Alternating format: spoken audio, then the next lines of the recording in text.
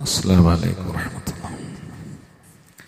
أعوذ بالله من الشيطان الرجيم. بسم الله الرحمن الرحيم. الحمد لله رب العالمين والعاقبة للمتقين والصلاة والسلام على رسوله الأمين وعلى آله وصحبه أجمعين.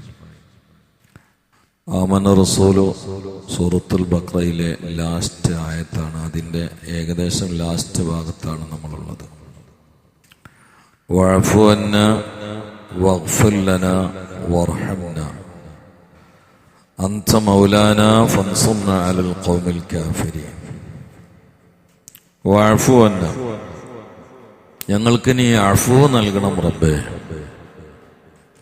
വഗ്ഫിർ ലനാ, ഞങ്ങൾക്ക് മഗ്ഫിറത്തും നൽകണം റബ്ബേ. വർഹംനാ, ഞങ്ങൾക്ക് റഹ്മത്തും ചെയ്യണം റബ്ബേ. മൂന്ന് കാര്യമാണ് ഇവിടെ ചോദിക്കുന്നത്. ഒന്ന് അഫ്വ്, രണ്ട് മഗ്ഫിറത്ത്, മൂന്ന് റഹ്മത്ത്. ഇത് തമ്മിലുള്ള വ്യത്യാസം എന്താ വെച്ചാൽ, അഫ്വ് എന്ന് പറഞ്ഞാൽ മായിച്ച് കിട്ടുക, മാപ്പായി കിട്ടുക. മഗ്ഫിറത്ത് എന്ന് പറഞ്ഞാലും പ്രത്യക്ഷത്തിൽ അർത്ഥം ഒന്നാണ്, പക്ഷെ വ്യത്യാസമുണ്ട്. മഗ്ഫിറത്ത് എന്ന് പറഞ്ഞാൽ സത്യത്തിൽ നേരെ പുറത്തു തരിക എന്നുള്ള അർത്ഥമല്ല. നമ്മളിങ്ങനെ പറഞ്ഞ് അങ്ങനെ ആയതാണ്. മറച്ചു തരിക എന്നുള്ളതാണ്. മറച്ചു തരിക. കാരണം പുറത്തു നിന്നിട്ട് മാത്രം കാര്യമില്ലല്ലോ. എന്നാലും വഷളത്തരം വാക്യല്ലേ. മെമ്മറിയിൽ നിന്ന് എടുത്ത് കളയണം, എന്നാലേ ആളുകളടിയിൽ പിടിച്ചിക്കാൻ പറ്റും. അല്ലെങ്കിൽ ഫളീഹത്തിൽ വീഴുമല്ലോ. ഒരാളൊരു തെറ്റ് ചെയ്തു, പത്രക്കാരൻ പറഞ്ഞു പേടിക്കണ്ട, നാളെ ഞാൻ പേപ്പറിൽ കൊടുക്കണം, ഞങ്ങൾ ബേജാറാണ്ടെന്ന് പറഞ്ഞാലും പുറത്തിറങ്ങി നടക്കാൻ കഴിയില്ല. കാരണം ആളുകളടിയിൽ അതുണ്ടെങ്കിൽ. പേപ്പറിലില്ലാത്തുള്ളൂ, തലയിലുണ്ടല്ലോ. അഫു എന്ന് പറഞ്ഞാൽ പേപ്പറിൽ നിന്ന് മായ്ച്ചു കളഞ്ഞു, പേപ്പറിലില്ല, ഏടുന്നൊക്കെ മായ്ച്ചിങ്ങണല്ല. പക്ഷെ ജനങ്ങളെ ഓർമ്മയിലൊക്കെ ഉണ്ടല്ലോ എല്ലാരും. അവരും വളരെ മോശമല്ലേ, വഷളത്തരല്ലേ. സ്വർഗത്ത് കയറിയാൽ തന്നെ എല്ലാരും അങ്ങനെ നോക്കുമ്പോൾ മോശമല്ലേ. ഹജ്ജുംപെടുത്തിയോ, ഇതെല്ലാം ആലാക്കിന്റെ കൊടിയൊക്കെ ഉണ്ടാക്കിന്ന് എന്നിട്ടു അങ്ങനെയുള്ള ഒരു ഓർമ്മ ആളുകളുടെ ഉണ്ടെങ്കിൽ അതൊരു പ്രശ്നമല്ലേ. അപ്പൊ ആളുകളെ മെമ്മറിയിൽ നിന്ന് അത് മായ്ച്ച് ഡിലീറ്റ് ചെയ്ത് കളയാം. അതാണ് മഗ്ഫിറത്ത്. അയ്ബുകൾ മറച്ചു തരിക, ദോഷങ്ങൾ മറക്കുക, പറയാതിരിക്കുക, ഫ്ലാഷാക്കാതിരിക്കുക. അതാണ് സത്യത്തിൽ ഈ മഗ്ഫിറത്ത് എന്നുള്ളതിന് മർമ്മം അതാണ്. ഗഫാർ എന്ന് പറഞ്ഞാൽ അതാണ് അതിന്റെ അർത്ഥം. അള്ളാഹ്ക്ക് പൊതുവെ അങ്ങനെ ഒരു സ്വഭാവമുണ്ട്. മോശമുള്ളത് മറക്കുക, നല്ലത് പുറത്താക്കുക എന്നുള്ളത് അള്ളാഹിന്റെ മെയിൻ സ്വഭാവമാണത്. നമ്മളെ ശരീരത്തിലുണ്ട് അത്. ഗഫാർ എന്ന് പറഞ്ഞാൽ അതിന്റെ അർത്ഥം അതാണ്. കബീഹിനെ ഉള്ളിലാക്കുക, ജമീലിനെ പുറത്താക്കുക എന്നാണ്. ഗഫാർ എന്ന ഇസ്മ മാത്രം വിശദീകരിച്ചിട്ട് എന്റെ അടുത്തൊരു കിതാബുണ്ട്. കബീഹിനെ ഉള്ളിലാക്കുക, ജമീലിനെ പുറത്താക്കുക എന്നാണ്. അത് നമ്മളെ ശരീരത്തിലുണ്ടല്ലോ. നമ്മളെ ശരീരത്തിൽ പുറത്ത് കണ്ട മോശമുള്ള എല്ലാത്തിനും അള്ളാഹുത്തല ഉള്ളിലാക്കിയില്ലേ. ഞരമ്പ്, കൊടല്, പെട്ടി, കിഡ്നി, ഇതൊക്കെ ഒന്നാണ് പുറത്തിറങ്ങിയ എന്തായിരിക്കും സ്ഥിതി? നടക്കാൻ കഴിയില്ല. സാധനം നമ്മളെടുത്തുണ്ട്, പക്ഷെ അള്ള പുറത്താക്കിയില്ല, ഒക്കെ ഉള്ളിലാക്കി. അതാണ് കബീഹിനെ ഉള്ളിലാക്കുക. എന്നാ കാണാൻ ചൊറുക്കുള്ള സാധനങ്ങളൊക്കെ പുറത്താക്കി. കൈ, മൂക്ക്, ചുണ്ട്, കണ്ണ്, ഇതൊന്നും കാണാൻ കുഴപ്പമില്ല, രസാണ്, അതൊക്കെ പുറത്തു നോക്കി. ഇതാണ് ഗഫാർ. കണ്ടാൽ വെറുക്കുന്ന മോശമുള്ളതിനൊക്കെ ഉള്ളിലാക്കുക, കണ്ടാൽ അഴകുള്ള ആകർഷിക്കുന്നതിനൊക്കെ പുറത്തു വെക്കുക. അതാണ് ഗഫാർ. ഇത് ശരീരത്തിലും അള്ളാഹു അങ്ങനെ കാണിച്ചു തന്നിട്ടുണ്ട്. കൊടലും പെട്ടിയൊക്കെ പുറത്തിറങ്ങിയിട്ട് പുതിയാപ്പിള്ള ഇറങ്ങി അങ്ങനെ ഉണ്ടാവും, നല്ല രസം ഉണ്ടാവും. നമ്മള് സ്നേഹം ഊക്ക് കൂടുന്ന സമയത്ത് ഇവിടുന്ന് പറയാറുണ്ട് ഇതിന്റെ കരലാണെന്നൊക്കെ. അതാ പെണ്ണിന്റെ കരലൊക്കെ ഒന്ന് പുറത്ത് കടി വെക്കണം, അപ്പോഴേ അറിയുള്ളൂ. ഇന്ന് വല്ലാതെ പറയാണ്ടാവൂല. ഇവിടെ നമുക്ക് പറയാം ഇതിന്റെ കരളിന്റെ കഷ്ണാണ്, പക്ഷെ ആ കരളൊക്കെ കൂടി പുറത്ത് കടിയാൽ ബെഡ് കെടുത്തൂല, നീച്ച് പോടുന്നു പറയും. അതാണ്. അപ്പൊ കാണാൻ വെറുപ്പുള്ള, മോശമുള്ള ഒക്കെ ഉള്ളിക്കാക്കി, കാണാൻ ചൊറുക്കുള്ളൊക്കെ പുറത്തുക്കാക്കി. യാ അല്ലാഹ്, ഇത് അള്ളാന്റെ ഒരു സ്വഭാവമാണ്. അതാണ് ഗഫാർ. അത് അള്ളാഹ് നമ്മുടെ ജീവിതത്തിലും അങ്ങനെ തന്നെ ചെയ്തു തന്നു. ഒരു മനുഷ്യൻ എന്നൽക്ക് ബശരീയത്തിന്റെ കുറെ നുക്സാൻ, കുഴപ്പങ്ങൾ അവനിൽ ഉണ്ടാവും. അത് ഉമ്മ അറിയണില്ല, വാപ്പ അറിയണില്ല, ഭാര്യ അറിയണില്ല, ബന്ധപ്പെട്ടവരറിയണില്ല.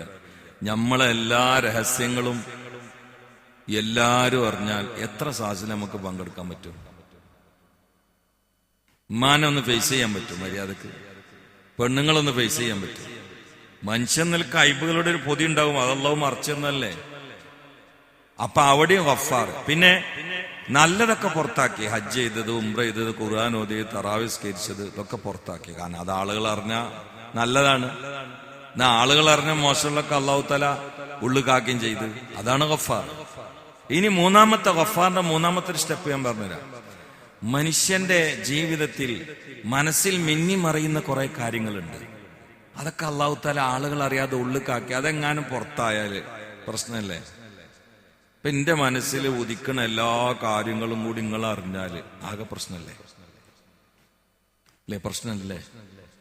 ഇപ്പൊ നിങ്ങളിങ്ങനെ ഇരിക്കുമ്പോ നിങ്ങളെ മനസ്സിൽ ഉദിക്കണ എല്ലാ കാര്യങ്ങളും മുഖത്ത് നോക്കിയിട്ട് കണ്ണാടിയിൽ നോക്കി കാണാതിരിക്കും. അങ്ങനെ കണ്ടാല് ആകെ പ്രശ്നമല്ലേ?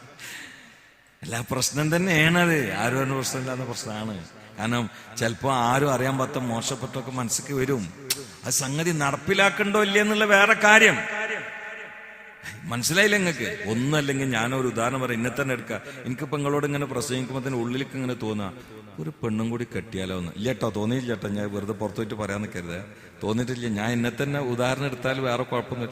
അങ്ങനെ തോന്നിയെന്ന് കൂട്ടുക. ക്ലാസ് എടുക്കണുണ്ട് ഉള്ളിലിങ്ങനെ പെണ്ണും കൂടി കെട്ടിയാലോ. ഇതെങ്ങാനും നിങ്ങൾ അറിഞ്ഞാല് സംഗതി ഇപ്പൊ ഹറാമൊന്നുമല്ലേ, എന്നാലും ഒരു ചേപ്പറല്ലേ.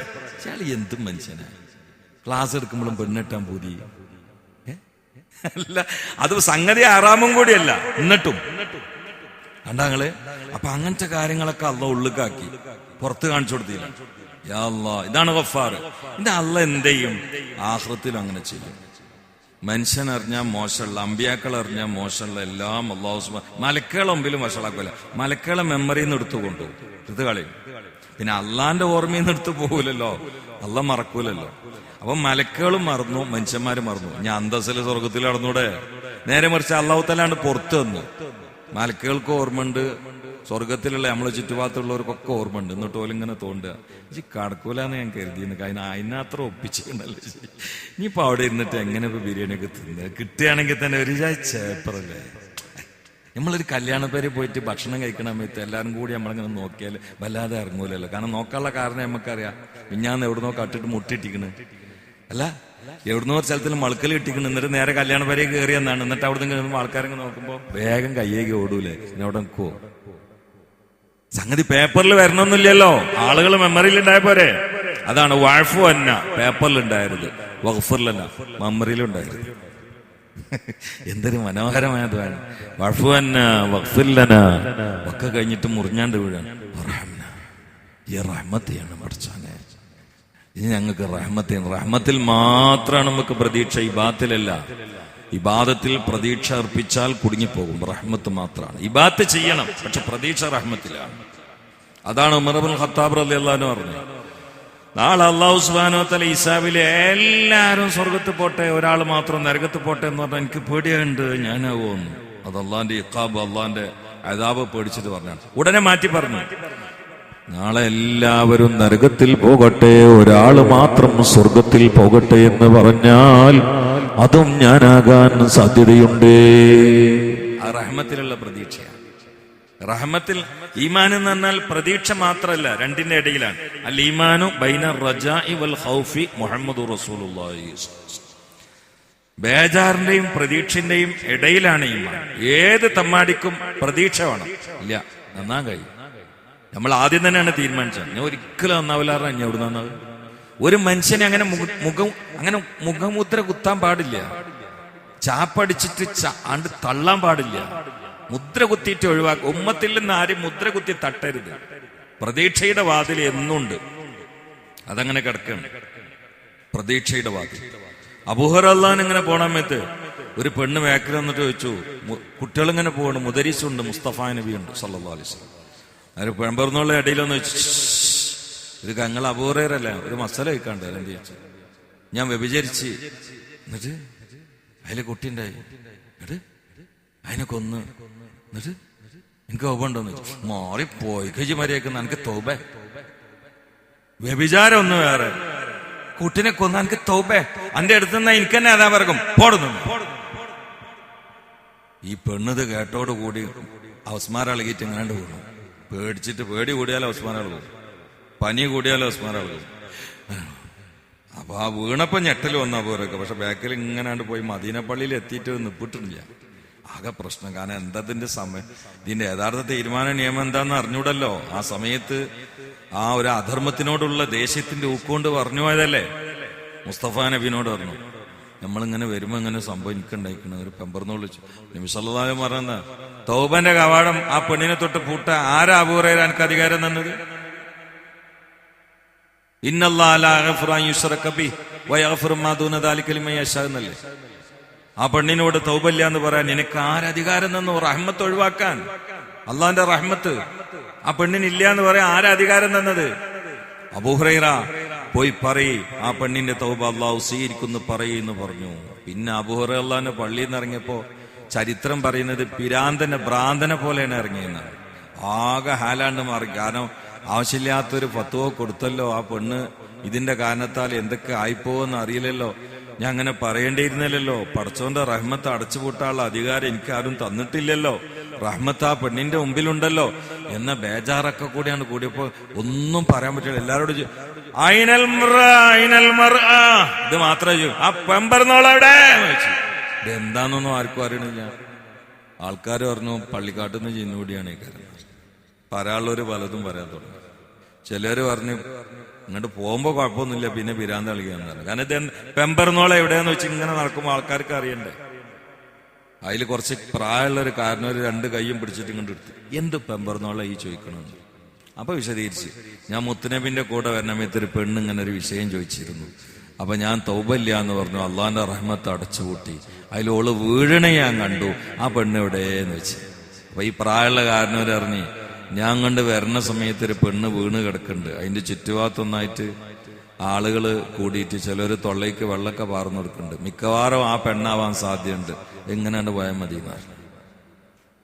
അവിടെ പോയപ്പോ നല്ല രംഗ. ആളുകളൊക്കെ വട്ടം കൂടിയിട്ട് ചിലര് തൊള്ളയിൽ വെള്ളം പാർന്നു കൊടുക്കുന്നുണ്ട്. തൊള്ളയിൽ നിന്ന് വരുമ്പതിയൊക്കെ വന്നിട്ട് പേടിന്റെ ഊക്കൊണ്ട് അവിടെ പോയിട്ട് പറഞ്ഞു, സഹോദരി നിനക്ക് റബ്ബിന്റെ റഹ്മത്തുണ്ട് എന്ന് മുഹമ്മദ് മുസ്തഫ സ്വല്ലല്ലാഹു അലൈഹി വആലിഹി വസല്ലം പറഞ്ഞിട്ടുണ്ട്. എനിക്കും തൗബണ്ട്, റഹ്മത്തുണ്ട്. അതിലിങ്ങനെ നീച്ചു. ശരി തന്നെയാണോ പറയണത്? അവിടുന്ന് കുളിച്ച് വൃത്തിയായി വലിയൊരു സ്വതക്ക കൊടുത്ത് ആ ഈ സഹോദരി ഈമാനോട് മരിച്ചു. റഹ്മത്ത് അത് 4 അക്ഷരമാണ്. അത് ആരെങ്കിലും അടച്ചു കൂട്ടാൻ പറ്റൂല. അതാരെങ്കിലും അടച്ചുകൂട്ടാൻ പറ്റൂല. ഇബ്ലീസിന് റഹ്മത്തില്ല, അബൂലഹബിന് റഹ്മത്തില്ല. അങ്ങനെ ഖുർആനിൽ അതിൽ നസ്സായി പറഞ്ഞ കുറെ ഉണ്ട്. അവരെ അല്ലാതെ മറ്റൊരാളെ തൊട്ടും റഹ്മത്ത് അടച്ചുകൂട്ടാൻ പറ്റൂല. കാരണം റഹ്മത്ത് എപ്പോൾ ആർക്ക് കിട്ടും ഒന്നും പറയാൻ പറ്റൂല. കിട്ടിയാ രക്ഷപ്പെട്ടു. അതുകൊണ്ടാണ് അവസാനം പറയുന്നത്, ഞങ്ങൾക്ക് നീ റഹ്മത്ത് ചെയ്യണേ അല്ലാ. അള്ളാഹു അവന്റെ റഹ്മത്ത് കൊണ്ട് നമ്മളെ പൊതിയട്ടെ. അന്ത മൗലാന ഫൻസുന്ന, അത് നാളെ പറയാം. അള്ളാഹു അവന്റെ റഹ്മത്ത് കൊണ്ട് നമ്മളെ പൊതിയട്ടെ. സല്ലല്ലാഹു അലാ മുഹമ്മദ് സല്ലല്ലാഹു അലൈഹി വസല്ലം. സല്ലല്ലാഹു അലാ മുഹമ്മദ് സല്ലല്ലാഹു അലൈഹി വസല്ലം. اللهم صل على محمد يا رب صل عليه وسلم. الحمد لله رب العالمين حمدا يوافي نعمه ويكافئ مزيدا. اللهم صل على سيدنا محمد وعلى آل سيدنا ومولانا محمد. أرحم الراحمين يا الله പറഞ്ഞതും കേട്ടതും നീ കബൂലാക്കണേ അല്ലാഹ്. ഹബീബായ മുത്ത് മുസ്തഫാന്റെ പവിത്ര ഹളറത്തിൽ എത്തിക്കണേ അല്ലാഹ്. മറ്റ് അമ്പിയാക്കൾ, മുർസലീങ്ങൾ, അവിടുത്തെ അസ്ഹാബ്, അസ്വാജ്, ആലി, അഹ്ലി ബൈത്ത്, ലോകത്തിന്റെ അഷ്ടദിക്കിലുള്ള മഹാന്മാർ, മഹദികൾ, ഞങ്ങളിൽ നിന്ന് വിട പറഞ്ഞ മാതാപിതാക്കൾ, ഗുരുവര്യനായി പള്ളിയുടെ ചുറ്റുഭാഗത്തുള്ള ഉമ്മനിങ്ങൾ എല്ലാവർക്കും എത്തിച്ചു കൊടുക്കണേ അല്ലാഹ്. നിന്റെ മഹലായ ഫള് കൊണ്ട് മുത്ത് മുസ്തഫ സല്ലല്ലാഹു അലൈഹി വസല്ലം ബർക്കത്ത് കൊണ്ട്, മഹാന്മാർ ബർക്കത്ത് കൊണ്ട് ഞങ്ങളെ ഈ സാസ് കബൂലാക്കണേ അല്ലാഹ്. അല്ലാഹുവേ, ഞങ്ങളുടെ ഹൃദയം നീ നന്നാക്കണേ അല്ലാഹ്. ശരീരത്തിൽ എല്ലാ രോഗാണുക്കളെയും ഒഴിവാക്കി തരണേ അല്ലാഹ്. കഠിനമായ നെഞ്ചുവേദന കൊണ്ട് പ്രയാസപ്പെടുന്ന ഒരു സുഹൃത്ത് വളരെ ദീനിയായി ചിന്തിക്കുകയും എല്ലാ ക്ലാസ്സിലും പങ്കെടുക്കുന്ന ആളാണ്. അല്ലാഹു നീ ശിഫയായി കൊടുക്കണേ അല്ലാഹ്. സലാമത്തായി കൊടുക്കണേ അല്ലാഹ്. ശിഫയായി കൊടുക്കണേ അല്ലാഹ്. സലാമത്തായി കൊടുക്കണേ അല്ലാഹ്. ഞങ്ങളെ ബാഹ്യവും ആന്തരികവുമായ അവയവങ്ങൾക്കുള്ള എല്ലാ കേടുപാടുകളും നീ നിവർത്തി തരണേ അല്ലാഹ്. സലാമത്താക്കി തരണേ അല്ലാഹ്. പൊടുന്നനെയുള്ള മരണങ്ങളിലോ അതിന് കാരണമാകുന്ന രോഗങ്ങളിലോ ദുരന്തങ്ങളിലോ പെടുത്തല്ലേ അല്ലാഹ്. കഷ്ടപ്പാടിൽ ഇറക്കല്ല അല്ലാഹ്. കടത്തിൽ കൊടുക്കല്ല അല്ലാഹ്. ശത്രുക്കൾക്ക് കൊടുക്കല്ല അല്ലാഹ്. പെടുന്നനെ മരിപ്പിക്കല്ല അല്ലാഹ്. വഅഫു അന്നാ വഗ്ഫിർ ലനാ വർഹംനാ അൻത മൗലാനാ ഫൻസുർനാ ലിൽ ഖൗമിൽ കാഫിരീൻ. أنت مولانا فانصرنا على القوم الظالمين أنت مولانا فانصرنا على القوم الحاسدين أنت مولانا فانصرنا على القوم الساحرين أنت مولانا فانصرنا على القوم المتكبرين أنت مولانا فانصرنا على القوم المتجبرين أنت مولانا فانصرنا على القوم الشياطين أنت مولانا فانصرنا على القوم الأعداء كلهم يا رب العالمين برحمتك يا أرحم الراحمين وصلى الله تعالى وسلم على خير الخلق سيدنا محمد وآله وصحبه أجمعين سبحان ربك رب العزة عما يصفون وسلام على المرسلين والحمد لله رب العالمين. السلام عليكم ورحمة الله.